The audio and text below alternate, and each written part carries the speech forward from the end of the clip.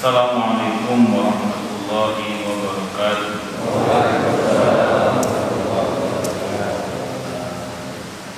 Bismillahirrahmanirrahim. Alhamdulillahi rabbil alamin. Wa bihi nasta'inu ala umuri dunya waddin. Wassalatu wassalamu ala asyrafil anbiya'i wal mursalin Sayyidina wa habibina wa syafi'ina wa qurrati a'yunina wa maulana Muhammadin wa ala alihi wa ashabihi wa dhurriyyatihi ajma'in, amma ba'du. Asyhadu an la ilaha illallah wa asyhadu anna Muhammadar Rasulullah wa ufawwidu amri ilallah. Innallaha basirun bil ibad. Hasbiyallahu la ilaha illa huwa alayhi tawakkaltu wa huwa rabbul arsyil azim. Qala Allah ta'ala fi kitabihil karim hikayatan 'an nabiyyillahi Musa alaihi salam. Rabbi shrah li sadri wa yassir li amri wahlul 'uqdatam min lisani yafqahu qawli. Para alim, para asatidz, para asatidzah, para bapak dan ibu sekalian, hafizani wa hafizakumullah. Wabil khusus segenap pengurus Masjid Baitur Rahman Kemang Pratama 3 dan sekitarnya, yang semoga pengurusnya dan jemaahnya selalu dalam naungan rahmat, barokah, perlindungan serta bimbingan Allah Subhanahu wa ta'ala. Amin. Pertama-tama marilah kita aturkan puja dan syukur kita kehadirat Allah Subhanahu wa ta'ala dengan berucap alhamdulillah. Mudah-mudahan dengan hamdalah ini nikmat dari Allah untuk kita ditangkap, karena Allah telah berjanji dalam Al-Quran di surah Ibrahim ayat 7, A'udzu billahi samii'il 'aliim minasyaitonir rajiim, wa idza adzana rabbukum la in syakartum la azidannakum wa la in kafartum inna 'adzabi lasyadid. Jadi kalau kita bersyukur, sungguh nikmat dari Allah untuk kita ditambah. Dan kalau kita kufur, kita diingatkan oleh Allah akan siksanya yang sangat pedih. Ini janji Allah, dan janji Allah dalam Al-Quran itu la raiba fihi, tidak ada keraguan di dalamnya. Di antara tafsir la raiba fihi adalah siapapun yang mengamalkan isi Al-Quran dengan keimanan dan keyakinan, maka Allah akan tunjukkan kebenaran Al-Quran itu kepadanya hingga tiada lagi keraguan dalam hatinya. Salawat dan salam semoga tercurah limpahkan ke junjungan kita Nabi besar Muhammad sallallahu alaihi wasallam. Semoga kita semua diakui sebagai umat beliau. Amin ya rabbal alamin. Dan saya wasiatkan kepada diri saya dan Anda semua untuk bertakwa kepada Allah Subhanahu wa ta'ala. Karena dengan takwa itulah kita bisa memperoleh derajat yang sangat tinggi dengan sesungguhnya di hadapan Allah Subhanahu wa ta'ala. Sebagaimana Allah firmankan dalam Al-Quran surah Al-Hujurat ayat 13, A'udzu billahi samii'il 'aliim minasyaitonir rajiim. Ya ayyuhan nasu inna khalaqnakum min dzakarin wa untha wa ja'alnakum syu'uban wa qabaila lita'arafu inna akramakum 'indallahi atqakum. Wahai manusia, sesungguhnya kami telah menciptakan kalian dari seorang laki-laki dan seorang perempuan, berkembang menjadi suku dan berbangsa-bangsa agar kalian saling mengenal.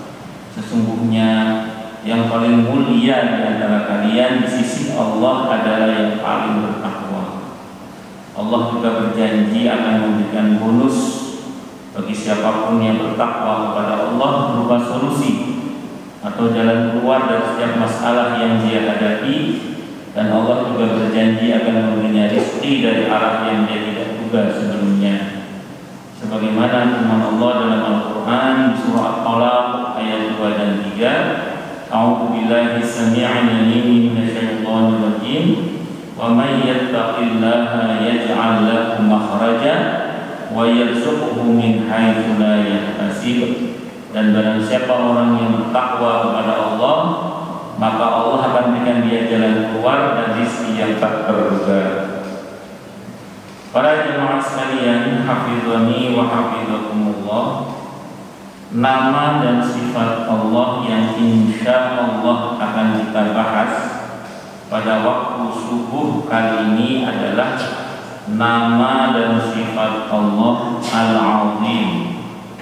Al-Azim secara umum diterjemahkan dengan yang Maha Agung.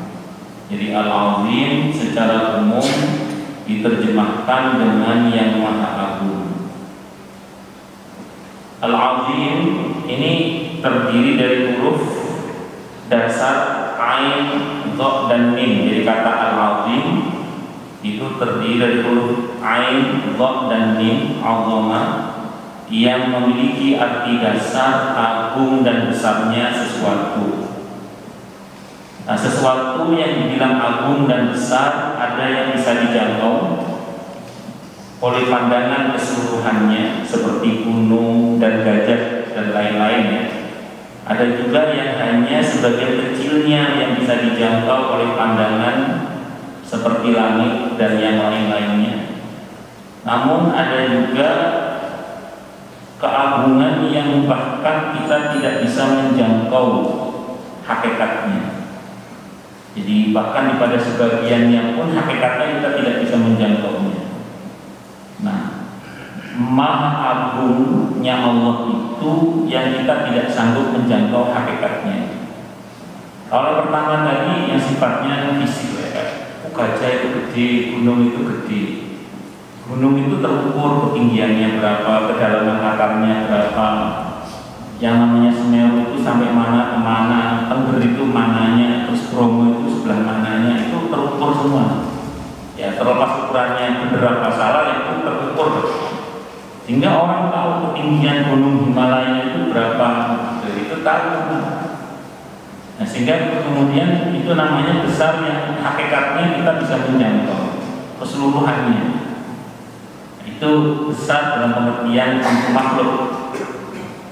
Besar untuk sebagian makhluk yang lain, ada yang sifat itu hanya sebagian yang terjangkau oleh kita. Jadi keagungannya, kebesarannya hanya sebagian yang terjangkau oleh kita. Sebagian ulama mengatakan ini para nabi dan rasul. Para nabi dan rasul itu keagungannya, kebesarannya, kemuliaannya itu hanya sebagian yang bisa kita jangkau. Kesempurnaan pribadinya itu tidak ada satupun yang berhasil barangkali memotret 100% tentang kemuliaan dan keagungan para nabi dan rasul. Kita ambil contoh saja misalnya, karena begitu mulia dan agungnya para nabi dan rasul ya. Satu contoh ini misalnya, kemuliaan dan keagungan Nabi kita Muhammad Sallallahu Alaihi Wasallam. Al-Quran kan mensifati akhlaknya Nabi itu dengan sifat apa di Al-Qalam itu. Di ayat 4 surah Al-Qalam Allah bilang wa innaka la'ala khuluqin 'adzim. Sesungguhnya engkau wahai Nabi pastilah di atas budi pekerti yang agung. Jadi Nabi itu akhlaknya bukan agung, di atas budi pekerti yang agung. Berarti Nabi itu akhlaknya sangat mulia.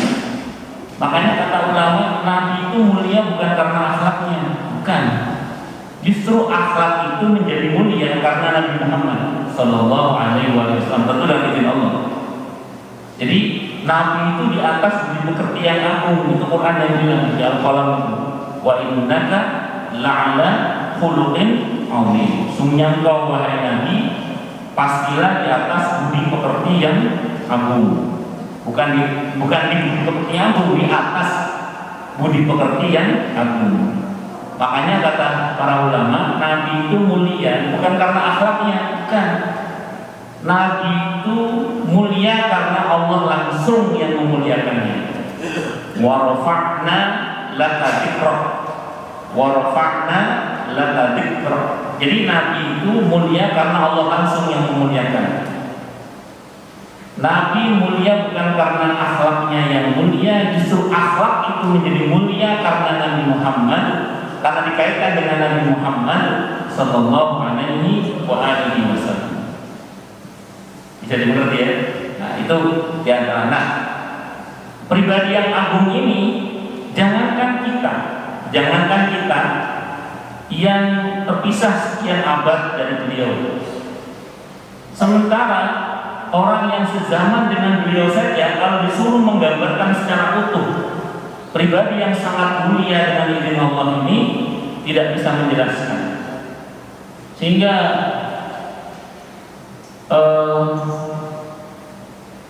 pernah suatu saat sekelompok tabi'in itu sowan datang kepada Siti Aisyah radhiyallahu anha. Mereka bertanya, ya ummul mukminin, ceritakanlah kepada kami bagaimana akhlak Rasulullah Muhammad sallallahu alaihi wasallam. Ummul mukminin Siti Aisyah radhiyallahu anha, beliau gak bisa jawab secara rinci, padahal istrinya, dan dikenal sangat cerdas beliau ini. Ketika gak bisa ditanya itu gak bisa jawab, beliau akhirnya jawab gini, sudah gini aja. Kalau kamu baca Quran, ya karena khuluqul Quran, ya akhlaknya Nabi Al-Quran itu kan. Jadi kalau kamu baca Quran, ya akhlaknya Nabi Al-Quran itu. Jadi kalau kamu ingin tahu Al-Quran, kalau kamu ingin tahu akhlaknya Nabi, baca Quran ya akhlaknya Nabi Al-Quran itu. Karena khuluqul Quran. Akhirnya beliau bilang, coba kamu datang sama Ali bin Abi Thalib radhiyallahu anhu, dia kan lebih pintar ngomong, coba ke dia coba. Siapa tahu nanti dia bisa menjelaskan. Akhirnya tabi'in datang kepada Ali bin Abi Thalib radhiyallahu anhu, sampai kepada Sayyidina Ali bin Abi Thalib radhiyallahu anhu. Mereka bertanya, ya saya itu belum Amirul Mukminin, ya Ali cerita ya Amirul Mukminin, kalau sudah jadi Amir saya nggak tahu dia sudah jadi tahun saat itu. Ceritakanlah kepada kami tentang bagaimana akhlak Rasulullah Muhammad Sallallahu Alaihi Wasallam. Maka kata beliau ini dalam dialog ini, apakah kamu baca firman Allah di surah Al-Qalam tentang wa innaka la'ala khuluqin 'azim, kata beliau. Oh iya, kamu baca. Kalau Allah saja menyebut akhlak Nabi dengan sebutan seperti itu, terus saya nyebutnya bagaimana, kata beliau. Jadi kalau Allah saja menyebut Nabi itu akhlaknya di atas akhlak yang mulia, terus saya harus cerita bagaimana kalau Allah saja begitu bilangnya. Artinya beliau juga tidak sanggup merinci bagaimana akhlak Nabi kita Muhammad Sallallahu Alaihi Wasallam. Makanya kapan hari saya dengar ceramahnya Ustaz Budi Ashari, ya, beliau adalah pemerhati sejarah. Beliau cerita ada seorang syekh, saya lupa namanya, mohon maaf, lagi nulis buku sampai sekarang itu nulis Sirah Nabawiyah. Itu sudah sekian puluh jilid, bahkan sudah sekian ratus jilid, tapi belum diterbitkan, kan masih tulis terus. Beliau ngobrol sama asistennya yang membantu penulisan itu, ditanya, kalau menurut Anda kira-kira akan berhenti di berapa jilid? Aduh, saya tidak tahu ya, cuman perkiraan saya ini akan berhenti di 500 jilid tentang sejarah hidup, lahir, hidup dan perjuangan siapa? Nabi Muhammad Sallallahu Alaihi Wasallam. Orangnya masih hidup. Saya siapa? Muhammad. Satu diajari yang ketiga ya. Jadi kata beliau, ini masih terus ditulis. Nah, ini sudah sekian ratus jilid dan masih belum berhenti. Perkiraannya akan berhenti di 500 jilid. Jadi ya Allah alam bisawab. Nah itu baru makhluknya. Siapa? Nabi kita Muhammad Sallallahu Alaihi Wasallam. Lalu bagaimana penciptanya? Maka kita yang kecil ini pada dasarnya tidak akan pernah sanggup menjangkau hakikat zat Allah Subhanahu wa Ta'ala. Keagungannya kita bisa merasakannya, kemuliaannya kita bisa merasakannya, tapi menyentuh hakikat zatnya, hakikat kemuliaan dan keagungan zatnya, bahkan pada bagian yang paling terdekat dengan kita misalnya, kita tidak akan pernah sanggup. Makanya Allah itu laisa kamitslihi syai', jadi tidak serupa dengan sesuatu pun. Makanya begitu kita punya kesimpulan tentang Allah sebagaimana yang kita simpulkan, maka ketahuilah hakikat Allah itu lebih dahsyat daripada apa yang kita simpulkan. Jadi kalau kita ngomong Allah itu maha baik, maka maha baiknya Allah itu hakikatnya jauh lebih baik daripada apa yang kita pahami tentang kebaikan Allah itu. Ketika kita mengenal Allah itu maha kasih, maha sayang dengan pengertian yang kita jelaskan kepada banyak orang, maka hakikat kasih sayang Allah itu jauh lebih dahsyat daripada apa yang kita pahami. Kalau Allah maha kasih, maha sayang, maha baik, maha adil, itu tidak salah. Tapi pengertian kita tentang semua itu terbatas. Hakikatnya jauh lebih dahsyat dari itu. Jadi hakikatnya kalau lebih dahsyat dari semua itu. Dan kita ini, makanya kalau bicara tentang Allah, kita harus tahu diri bahwa kita ini makhluk yang terbatas.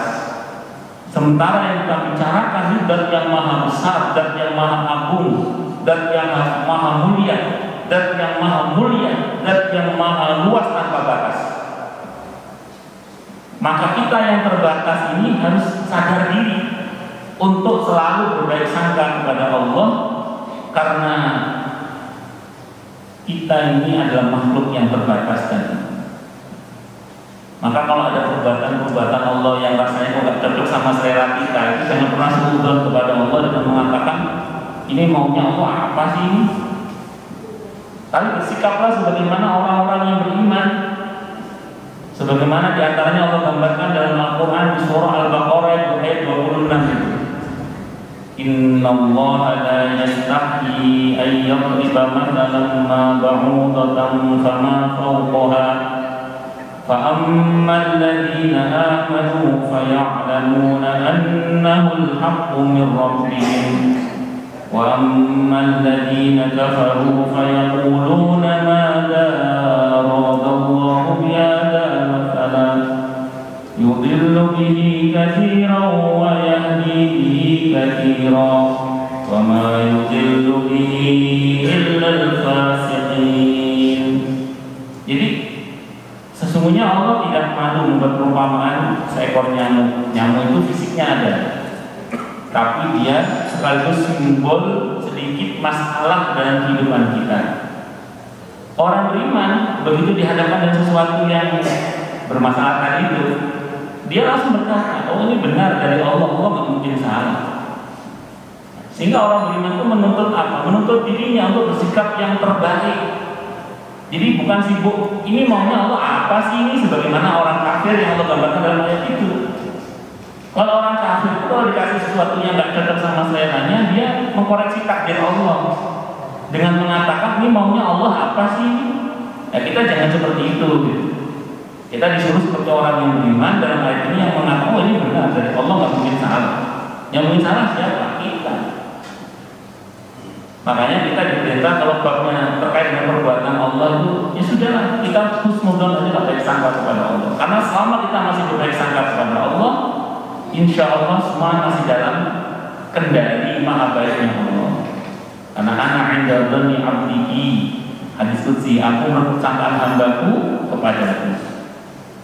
Jadi ketika kita berbaik sangka kepada Allah, yang terjadi pada kita lebih baik insya Allah. Tapi kalau kita buruk sangka kepada Allah, jangan salahkan siapa-siapa, kecuali diri sendiri. Kalau yang terjadi pada kita adalah buruk. Makanya kan di surah Ali Imran ayat 26 itu Allah katakan dia dikal khair. Itu diantara doa yang Allah ajarkan kepada Nabi-Nya Muhammad sallallahu alaihi wasallam pada saat beliau punya cita-cita yang menaklukkan Persia dan Romawi itu, yang rasanya nggak mungkin kan, karena itu dua imperium yang besar. Sementara Nabi kuasanya di Madinah ya cuman ya nggak seberapa lah dibandingkan dengan Persia dan Romawi. Tapi Allah turunkan doa itu untuk nabinya kata Qatadah supaya dibaca oleh nabinya yang dengan izin Allah akhirnya takluk juga di Persia dan Romawi.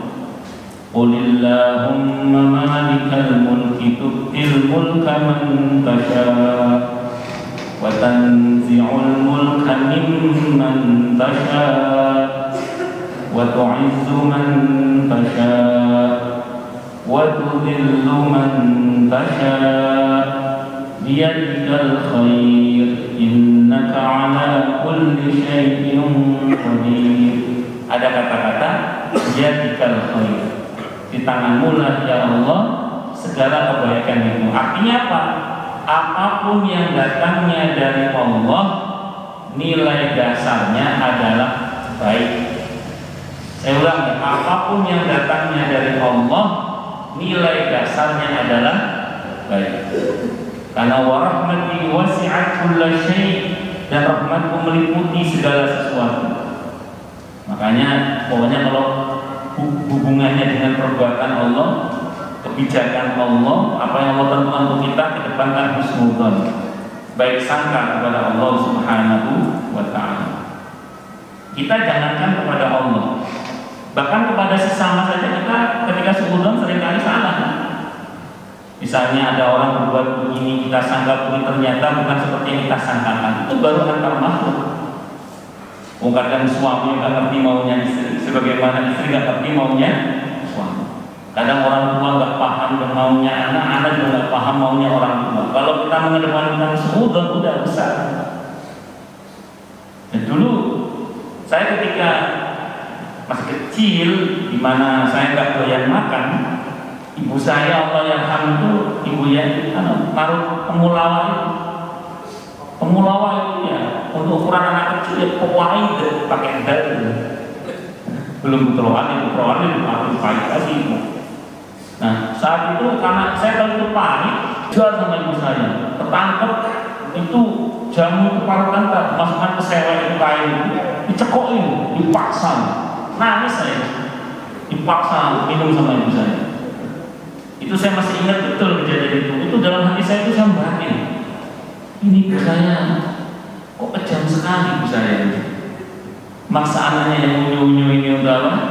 Minum jamu pak. Saat itu nggak paham saya mau ibu saya, ternyata itu ibu saya sedang khawatir karena anaknya nggak doyan makan, kurus ini anaknya ini, takut ya bla bla orang tua kan. Begitu besar saya baru paham, ya Allah, ternyata temulawak yang pahit itu banyak manfaatnya. Terutama saat saya pernah kena asam lambung itu sama dokter, yang nyari saya sama dokter agar suruh bikin jamu dari temulawak itu diantaranya. Ya Allah, ibu saya itu ternyata sayang sama, bukan benci namanya. Saya sampai dengan sebelum kelas 3 SMA punya bapak saya itu, Allah bapak saya itu saya nggak seneng. Saya punya bapak saya itu saya nggak seneng sebelum kelas 3 SMA. Bapak saya itu orangnya keras sekali dalam masalah pendidikan. Wes bapaknya galak lah bapak saya itu, wes ampuh. Kelas 3 SMA itu saya sujud syukur pada Allah punya bapak saya. Kelas 3 itu baru sadar. Sujud syukur punya bapak saya. Alhamdulillah saya punya bapak keren kalau bisa jalan. Disiplinnya itu keras sekali ke anak-anaknya. Saya sujud syukur punya bapak saya. Kenapa? Karena saya bayangkan secara sunatullah ya, kalau bapak saya nggak kayak itu jadi apa saya secara sunatullah? Itu seperti itu. Maka saya bersyukur kalau punya bapak saya. Jadi kadang terhadap orang dekat kita sendiri saja kadang kita ini nggak paham, apalagi terhadap Allah Subhanahu wa Ta'ala, zat yang maha luas, yang maha tinggi, maha mulia, dan begitu seterusnya. Makanya kalau kepada sesama saja kita mesti berbaik sangka kepada Allah, kepada sesama mohon maaf, apalagi kepada Allah Subhanahu wa Ta'ala. Itu seperti itu. Allahu Akbar. Nah, tadi dikatakan Ustaz, bukannya kan tadi dikatakan bahwa kita tidak akan pernah sanggup menyentuh hakikat dan kemuliaan zat Allah Subhanahu wa Ta'ala. Terus bagaimana dengan nikmat surga yang nantinya itu nikmat terbesarnya adalah perjumpaan dengan Allah Subhanahu wa Ta'ala, menatap maha indah Allah Subhanahu wa Ta'ala. Itu nikmat terbesarnya surga. Faman kana yarju liqa'a rabbih falya'mal 'amalan shalihan wa la yusyrik bi'ibadati rabbih ahada. Maka siapapun yang berharap perjumpaan dengan Tuhannya yaitu Allah, dengan Rabbnya yaitu Allah, maka hendaklah ia beribadah, maka hendaklah ia beramal soleh dan jangan menyekutukan Allah dengan sesuatu pun. Biasanya para mufassir kalau membahas ayat itu mesti ngutip hadis tentang ini. Ketika Nabi duduk bersama dengan para sahabat di bawah purnama, Nabi mengatakan, sahabat bertanya, ya Rasulullah, bagaimana nanti kita berjumpa dengan Allah, memandang maha indah Allah itu? Nah, Nabi bisa dari bertanya, bagaimana pendapat kalian kalau kalian sedang berada di bawah purnama yang terang seperti sekarang ini, yang tidak ada awan yang menghalanginya, apakah kalian bisa sangat jelas melihatnya? Bisa ya Rasulullah. Nah, begitulah, seperti itulah nanti kalian akan memandang maha indah Tuhan kalian yaitu Allah Subhanahu wa Ta'ala. Oh, berarti saat itu kita menatap langsung, melihat langsung maha indah Allah Subhanahu wa Ta'ala, dan Allah Subhanahu wa Ta'ala. Maka kata para ulama memahami hadis itu begini. Jadi Nabi itu menggunakan tasbih, perumpamaan supaya mudah dipahami, dan diakukan banyak sekali tamsil-tamsil itu. Kalau kita belajar balaghah ada namanya tasbih ya. Nah, bukan tasbih tapi tasbih. Nah, itu apa? Penyerupan. Coba kalau kita lihat bulan purnama, kalau kita lihat apakah itu bulan? Ya. Asli bulan? Ya, asli bulan. Tapi apakah begitu bentuknya bulan? Tidak. Itu karena dia dari jauh bentuknya seperti itu. Kalau Anda kesana kan bentuknya kan nggak seperti itu loh.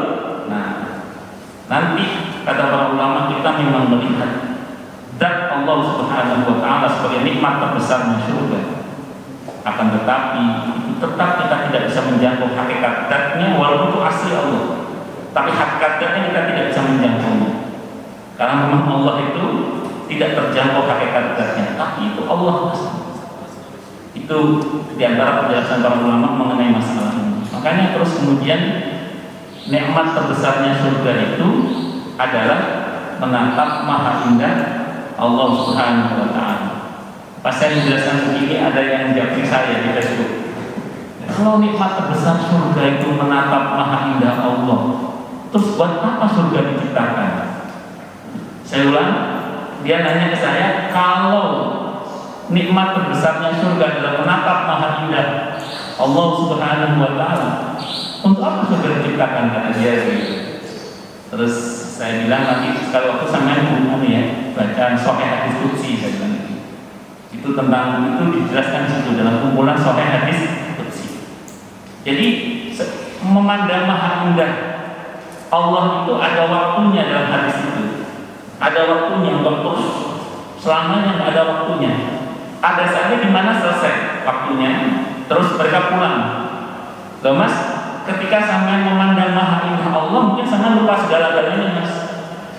Tapi terus sampai terus selesai masa memandangnya kan sadar lagi katanya. Lah kalau surga nggak ada, terus mau pulang kemana? Lah kalau surga nggak ada, sama pulang kemana? Terus karena dalam hadis itu kan akhirnya pulang kepada keluarganya, pulang kepada keluarganya ada di mana? Di surga. Lah surga ini kamu, mari memandang maha indah Allah, terus sama sadar terus mau pulang kemana? Apa lontang lantung di bangun di akhirat? mungkin masalah itu. Makanya Allah ciptakan apa tadi? Surga. Itu seperti itu. Pertanyaan orang aneh-aneh gimana? Jadi singkat kata, singkat cerita, hakikat dan Allah misalnya kita tidak bisa menjangkaunya, dan karenanya kemudian kita imani Allah sebagaimana Allah menyampaikan tentang dirinya dalam Al-Quran, sebagaimana yang dijelaskan oleh Nabi Muhammad SAW, dengan penyerahan seutuhnya bahwa hakikat dan Allah itu jauh lebih dahsyat daripada apa yang kita pahami tentang semua itu. Tadi saya ulang, jangankan kita bicara Allah zat yang maha dalam segala-galanya, apalagi sementara dengan makhluk saja kita seringkali salah paham. Makanya kalau terkait dengan Allah, kedepankan husnudzon, baik sangka kepada Allah Subhanahu wa Ta'ala. Kata Al-Azim ini juga dapat menjadi sifat sesuatu yang imateri. Jadi imateri yang non materi, dan jangkauannya dapat berbeda-beda. Ada yang agung dalam pandangan akal, dan akal itu juga dapat memahami hakikatnya. Ada lagi imateri yang agung namun hanya sedikit hakikatnya yang terjangkau oleh akal. Ada pula yang agung bahkan maha agung yang hakikatnya sama sekali tidak terjangkau oleh akal. Dialah Allah Subhanahu wa Ta'ala. Itu diantaranya. Dalam Al-Quran Al-Azim yang bersifat, yang menjadi sifat Allah, ada yang berdiri sendiri dan ada yang dipakai dengan Al-Ali, maha tinggi. Seperti pada akhir ayat kursi ini. Jadi wala ya'uduhu hifdzuhuma wa huwal aliyyul azim. Allahu la ilaha illa huwal hayyul qayyum la ta'khudhuhu sinatun wa la nawm lahu ma fis samawati wa ma fil ardh man dzal ladzi yashfa'u 'indahu illa bi'idhnihi ya'lamu ma baina aydihim wa ma khalfahum wa la yuhituna bi syai'in min 'ilmihi illa bima syaa wasi'a kursiyyuhu as-samawati wal ardh wa la ya'uduhu hifdzuhuma wa huwal 'aliyyul 'azim. Menarik di ujungnya menarik. Dan Allah tidak lelah, tidak capek ngatur langit dan bumi dengan segala isinya. Dan dialah Allah dari yang maha tinggi dan maha agung. Jadi Allah yang mengatur alam semesta ini nggak capek. Wala ya'uduhu hifdzuhuma. Kalau mengatur alam semesta langit dan bumi dengan segala isinya Allah tidak capek. Apalagi cuma mengatur takdir kita, rezeki kita, masa depan kita, penyakit kita, rumah tangga kita. Itu kalau bahasa sederhananya pakai bahasa manusia yang tentu lebih mudah, walaupun bagi Allah tidak ada yang lebih mudah.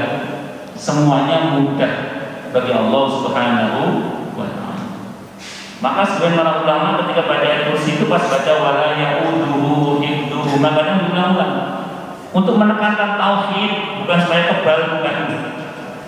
Baca wala ya'uduhu hifdzuhuma diulang-ulang bukan supaya kebal, bukan, tapi supaya menanamkan tauhid dalam hati kita. Oh, ternyata semua itu ringan bagi Allah, tidak ada yang sulit bagi Allah, semuanya mudah bagi Allah, semua dalam kendalian aturan Allah Subhanahu wa Ta'ala, dan semuanya mudah bagi Allah.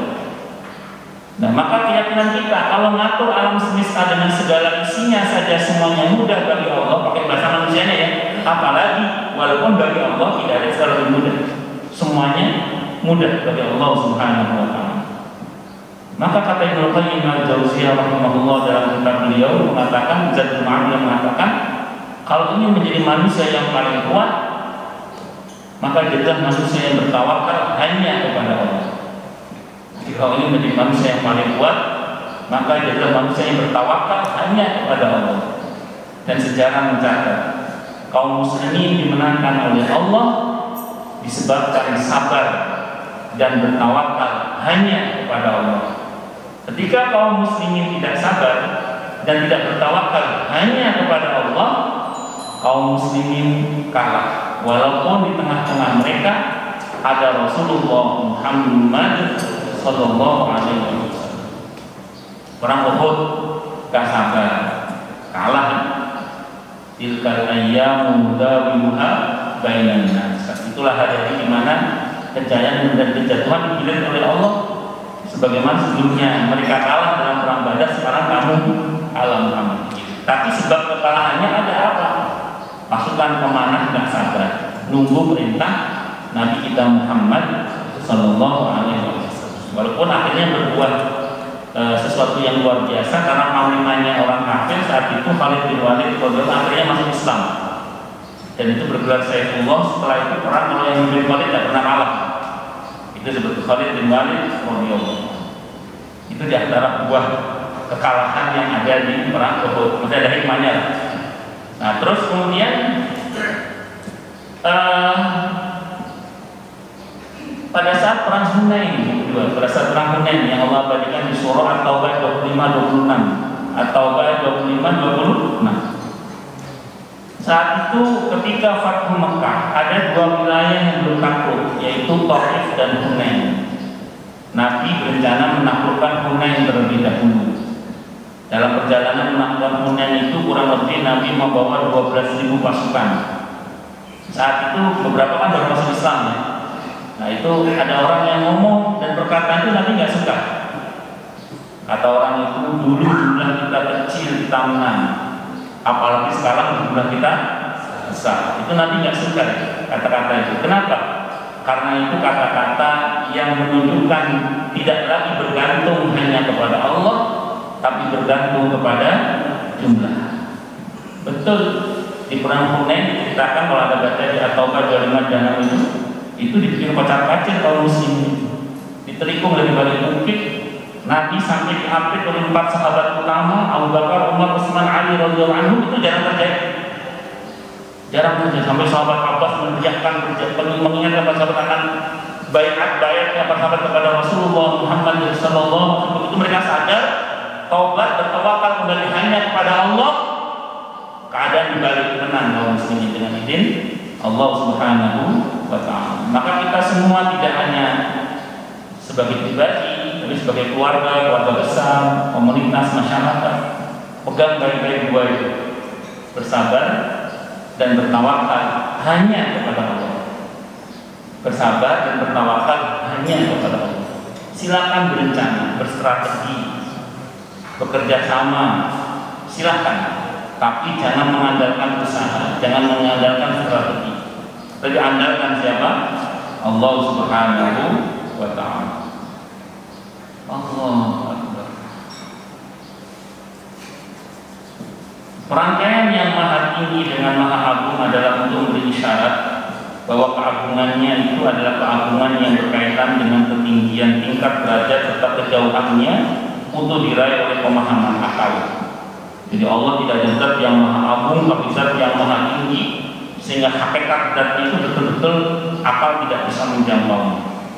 Namun saya ulang, kita bisa merasakan, kita bisa memahaminya, walaupun tetap dalam koridor pengakuan dalam hati kita bahwa hakikat zat Allah itu jauh lebih dahsyat dibandingkan apa yang kita pahami. Di antara hamba-hamba Allah dari kalangan manusia diagungkan oleh Allah dengan sifat al-azimnya adalah para nabi dan para rasul dan para ulama yang bila dijangkau oleh akal, sesuatu dari sifat mereka akan penuh dada dengan rasa kagum dan haibat terhadap mereka. Jadi ada beberapa hamba Allah yang Allah agungkan, yang Allah muliakan. Tapi ingat ya, jadi gini, Islam itu mulia dengan syarat. Kalau para nabi dan rasul saya kira jelas. Kalau nabi dan rasul jangan mutu lah. Tapi kalau UST, Tengku, Ajungan, KH, HK itu tetap dengan syarat. UST itu besar, Tengku itu ya Tengku, Ajungan, KH, EK Haji. Kalau HK hampir kiai itu semua ada syaratnya kalau untuk menjadi mulia. Jadi kalau Islam itu mulia tanpa syarat. Kalau Islam, karena Islam itu innad dina indallahi Islam. Jadi agama yang Allah ridhoi di sisi Allah itu ya Islam. Al-Islam ya'lu wa la yu'la alaihi. Islam itu tinggi dan tidak ada yang lebih tinggi daripada Islam. Makanya para ulama itu nggak pernah khawatir kalau yang dikaji Islamnya oleh orang-orang kafir. Jadi saya ulang, para ulama itu nggak pernah khawatir kalau yang dikaji Islamnya oleh orang-orang kafir. Yang ulama agak deg-degan itu kalau yang dikaji itu orang Islamnya. Itu makanya Islam, makanya di negara di mana Islam disalahpahami, tidak jarang akhirnya banyak orang yang masuk Islam. Di Amerika ini kan sempat ada istilah Islamis teroris. Tapi saya pernah saat itu pas saya tonton tuh berita Metro TV saat itu justru umat Islam di Amerika itu naik sampai 300%. Gara-gara bermula dari Islam teroris setelah Pentagon dan BTC ditabrak katanya oleh 2 pesawat itu. Terus kemudian konon saya anggap betul enggak terjemahan Quran di Amerika saat itu habis ludes. Orang penasaran kan, kelebihan mereka kan tidak mau katanya. Memang kita senang katanya. Mereka kan tidak mau katanya, penasaran ini Islam itu apa sih? Maka terjemahan Quran hari itu ludes habis. Qadarullah, umat Islam di Amerika naik sampai 300%. Masya Allah. Ada seorang ustaz cerita sama saya, sebelum kejadian itu 4 kota 1 masjid. Sekarang 1 kota bisa 4 masjid. Cerita saya. Ya alhamdulillah. Masya Allah. Nah itu di Denmark juga begitu. Ketika dibuat karikatur yang katanya karikatur Nabi yang salah pahami. Kalau dalam Allah saya baca di era Muslim dengan izin Allah, malah akhirnya banyak orang yang masuk. Jadi Islam itu tinggi dan tidak ada lebih tinggi dari Islam. Itu Islam yang mulia tanpa syarat. Tapi kita orang Islamnya itu mulia dengan syarat. Kalau para nabi dan rasul terjamin lah ya, maksum. Maksum. Kalau kita maksum, kalau nabi itu maksum, terhindar dari dosa. Kalau kita maksum, kalau kita potensial berdosa. Kalau maksum itu kan terhindar dari dosa. Kalau maksum itu berdosa. Makanya baca Quran hati-hati. Maksum sama maksum itu sudah berbeda maknanya ya. Jadi singkat kata singkat cerita, kalau kita tetap dengan syarat. Nah, di antara syarat kemuliaan daripada yang Allah tetapkan dalam Al-Quran, ya takwa, mesti berilmu dan beriman sekaligus, harus baik hubungannya dengan Allah dan juga dengan sesama, harus mau beramal ma'ruf nahi mungkar dan seterusnya. Itu banyak beberapa syarat itu. Kalau kita penuhi kita mulia, tapi kalau tidak kita penuhi kita tidak mulia. Karena sudah cukup. Silakan yang mau tanya, protes, marah boleh silakan. Masalah itu masalah yang lain boleh silakan kalau ada. Kalau nggak ada berarti jelas semua atau tidak jelas semua. Monggo silakan.